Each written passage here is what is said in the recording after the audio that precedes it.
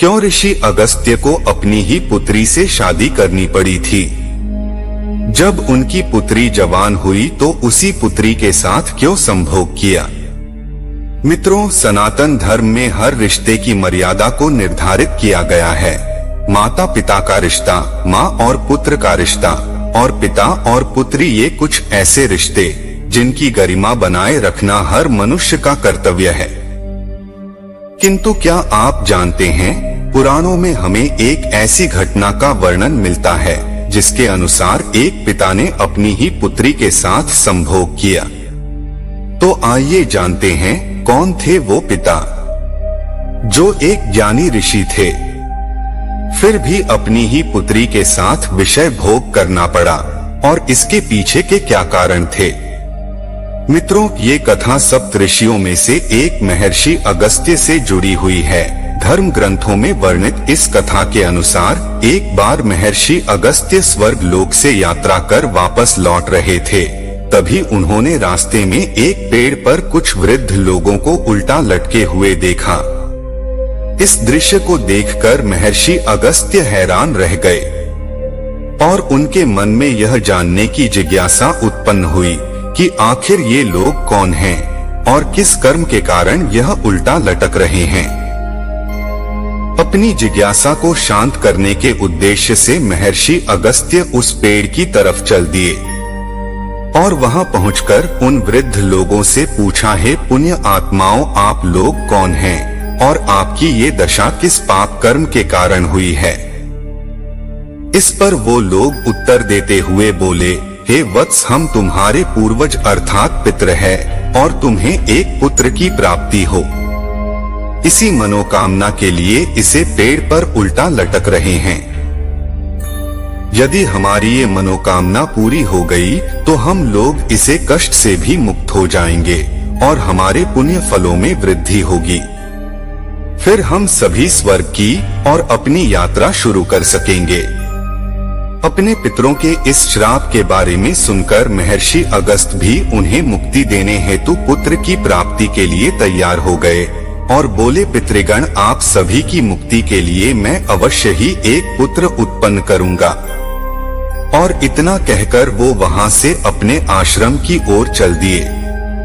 अगले ही दिन से वो अपने लिए एक उचित जीवन संगिनी की खोज करने लगे, किंतु काफी खोजने के बाद उन्हें कोई ऐसी कन्या नहीं मिली जिसे वो अपनी अर्धांगिनी बना सके। फिर महर्षि अगस्त्य ने ये निश्चय किया कि वो स्वयं ही एक ऐसी कन्या की रचना करेंगे जो सुंदरता और बुद्धि में अपराजय हो। फिर उस कन्या की उत्पत्ति के लिए महर्षि अगस्त्य ने विभिन्न प्राणी आर्य वनस्पतियों के सबसे सुंदर रंग और गुणों को एकत्रित करना शुरू किया। जैसे हिरनी से नेत्र लिए तो चीते से हृदय, शरीर की लचक के लिए ताड़ के पेड़ का उपयोग किया तो गर्दन की रचना हंस के पंखों से कोमलता और फूलों से सुगंध लेकर उसके बदन में डाली, और इस तरह ऋषि अगस्त ने अपनी कल्पना की रचना के काफी निकट पहुंच गए। तभी उनकी नजर विदर्भ राज्य के राजा पर पड़ी।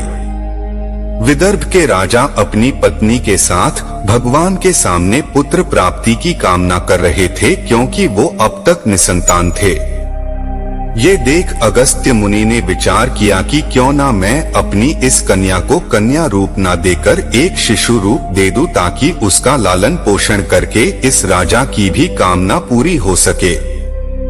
फलस्वरूप उस कन्या की उत्पत्ति शिशु रूप में हुई, क्योंकि उस कन्या की उत्पत्ति में बहुत से प्राणियों और पेड़ पौधों की हानि हुई थी। इसीलिए इस कन्या का नाम लोपामुद्रा रखा गया। फिर समय बीतता गया और धीरे धीरे लोपामुद्रा बाल्यावस्था से व्यस्त अवस्था में पहुंच गई। अब उनके पिता उनकी शादी के बारे में सोच ही रहे थे कि एक दिन उनके महल में ऋषि अगस्त्य आ गए। महर्षि को महल आया देख विदर्भ के राजा ने उन्हें प्रणाम किया और बैठने के लिए उचित आसन दिया। फिर पूछा, महर्षि कृपा कर बताएं, आप यहाँ किस उद्देश्य से पधारे हैं? तब महर्षि अगस्त्य बोले, हे राजन, आपकी पुत्री का हाथ मैं अपने लिए मांगने आया हूँ।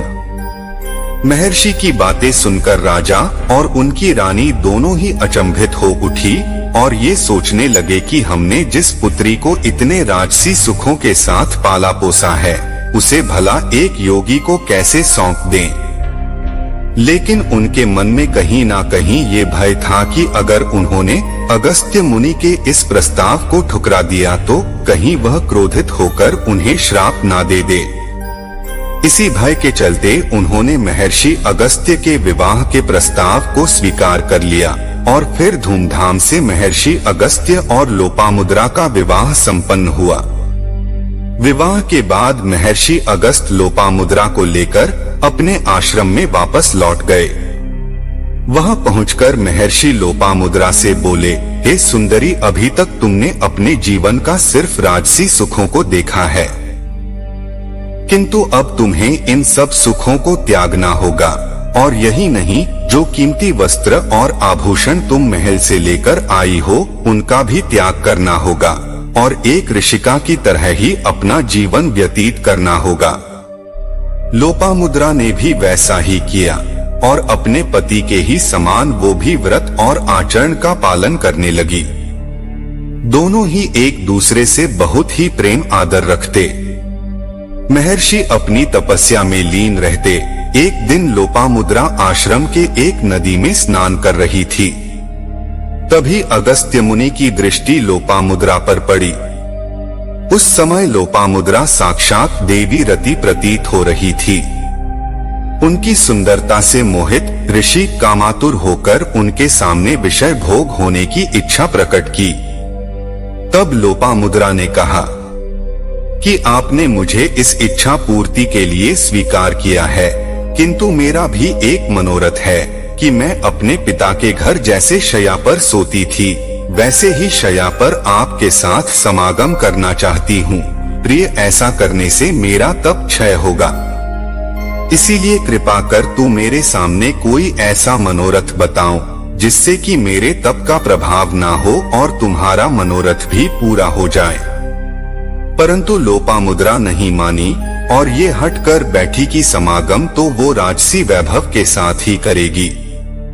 अंत में हार मानकर महर्षि लोपामुद्रा की इस इच्छा को पूर्ण करने के लिए निकल पड़े और उस समय के पृथ्वी पर सबसे धनी शासन दानवराज के पास पहुँचे। उन्होंने अपना मनोरथ राजा के सामने व्यक्त किया। दानवराज ने भी महर्षि को यथोचित दान दिया और अपने मनोरथ को पूरा होता देख लोपामुद्रा बहुत प्रसन्न हुई और महर्षि अगस्त्य के साथ समागम किया। मित्रों, इन दोनों के समागम से 7 वर्षों पश्चात एक पुत्री की उत्पत्ति हुई। इसके बाद वो महर्षि अगस्त्य मुनि के पितरों को अपने श्राप से मुक्ति मिल गई और उन्हें मनोवांछित लोक की प्राप्ति हुई। और मित्रों,